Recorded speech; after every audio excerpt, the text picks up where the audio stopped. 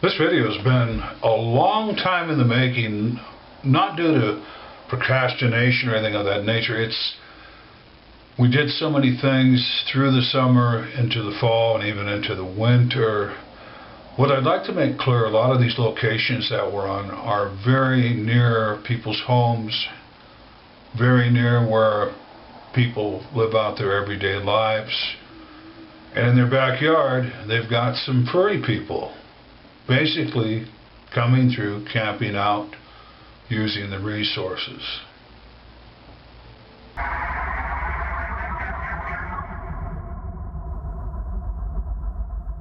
This is where Calvin went down into this deep brush where the two babies were running on all fours and playing. And as he came into the brush, they growled at him.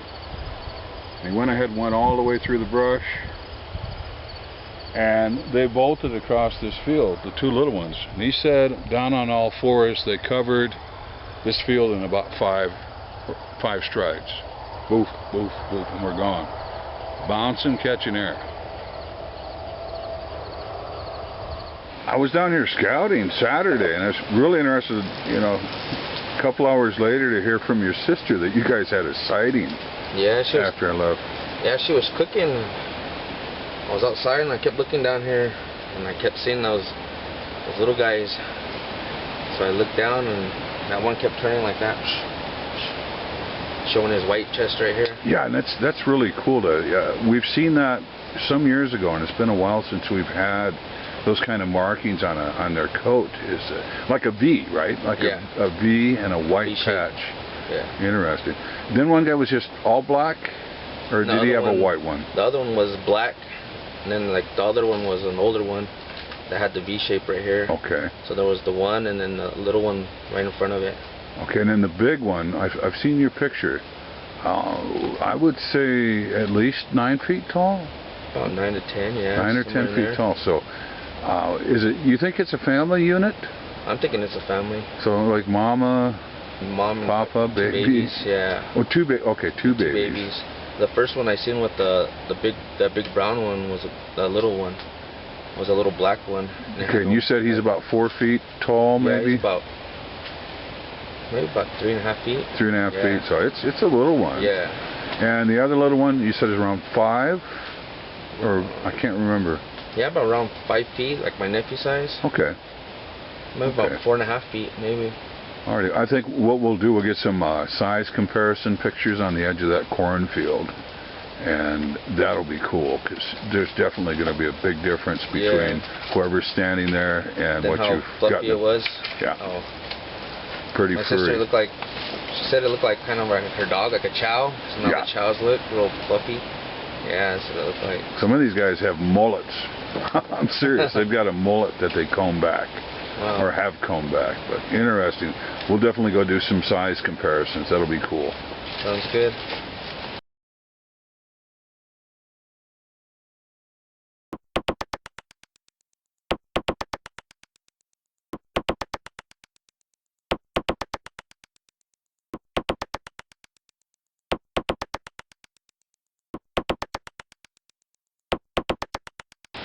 This is down where you guys were and you got the growling, huh? Yeah.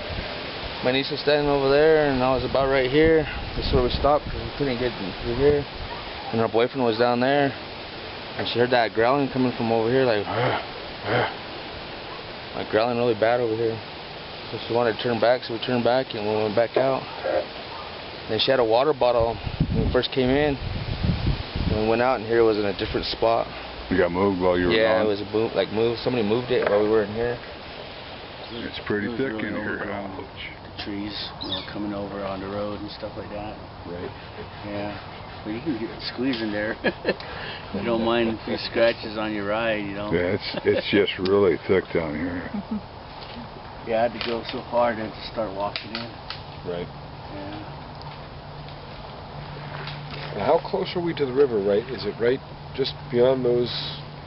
Right here it gets thick, and then it drops down. It's kind of like a swampy area, and it's probably not very far, not even like a quarter mile, less than a quarter mile.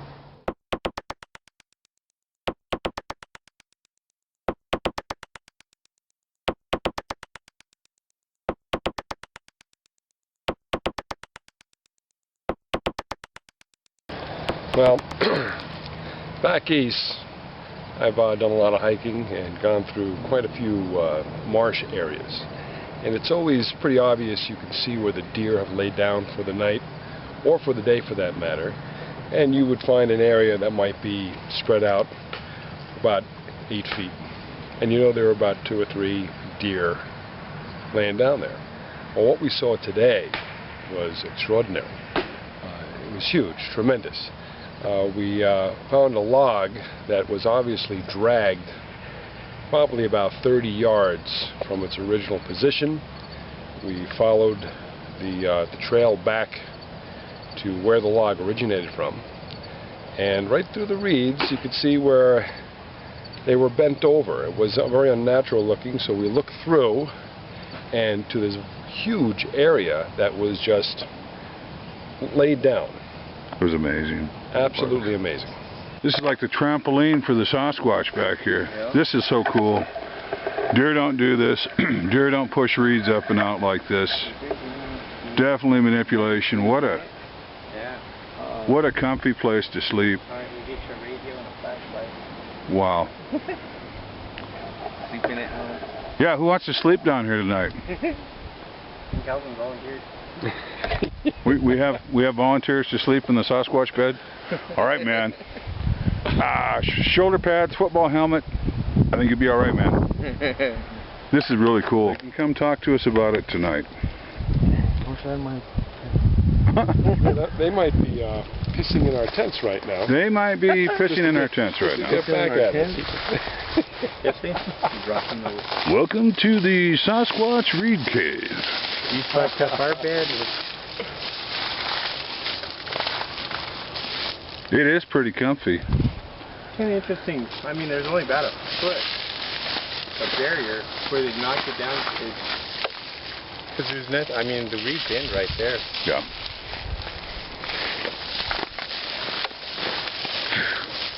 You know, unless some kind of swirling dervish came through here, some freak swirling dervish, I don't think so. This is pretty comfy.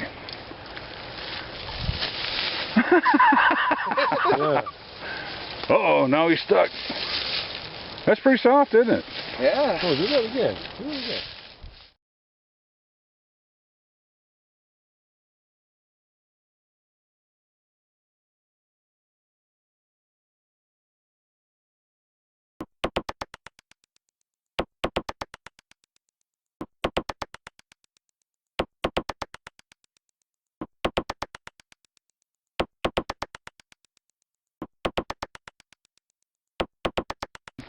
Hello there, guys. We started out here along the San Juan, just about 10-mile spot, looking for cryptid critters, for lack of a better way to phrase it. Not quite sure. There's been lots of reports in the area, but we came across something a little more disturbing for most folks, us included.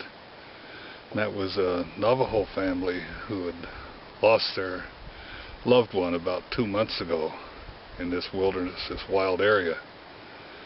So we've been spending our time looking for a lost young man who's badly injured, probably dead, so we can give some peace, closing to their family.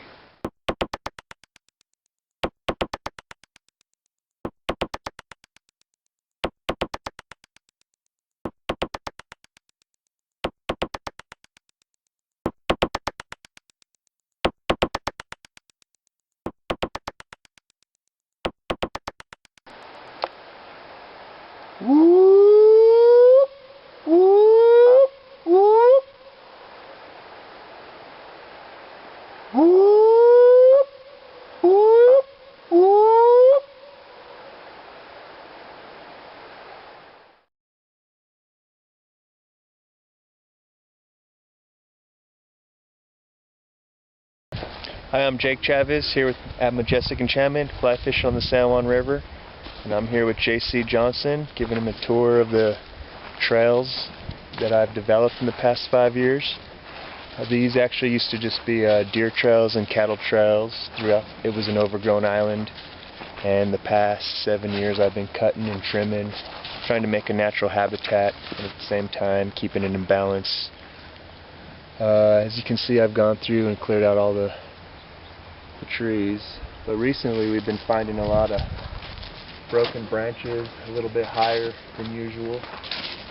We have cows down here, but the other day we just found some broken branches that were a little high.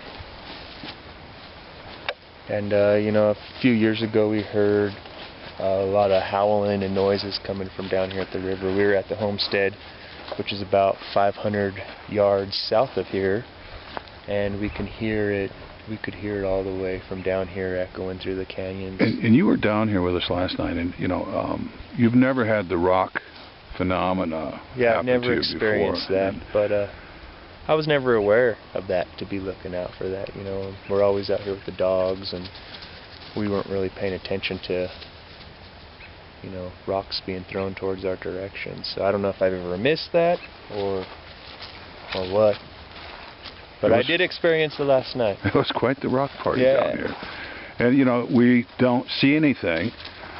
And you know, on our end, that's how we have to be careful by association. We're not blaming one phenomena because of known Sasquatch activity on the San Juan.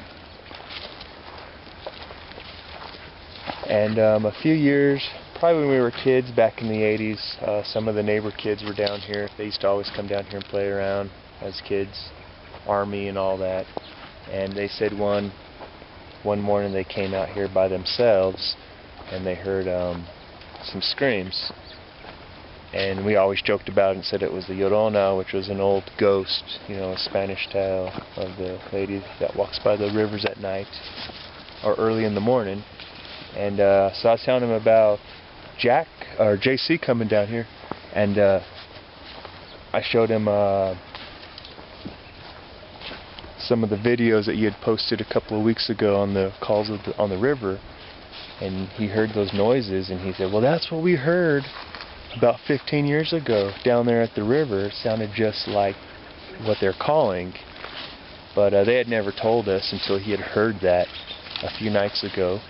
And said, yeah, that's what they heard down here. So you never know what's down here. We've been here for over 100 years, so it's pretty much really never been touched or messed with for the past 100 years. Besides these trails that I've developed, and that's the main thing I'm trying to do here, is keeping a perfect balance with the nature and for the tourism and fly fishing, frisbee golf, and just interacting with all the wildlife for people who come out here. And we're seeing if JC can come out here and round him up a Bigfoot and maybe get it on camera. That would be nice. We've got the boys training out on the water now in the kayaks, and I think we're going to head across the river to some of the backcountry area that I call it.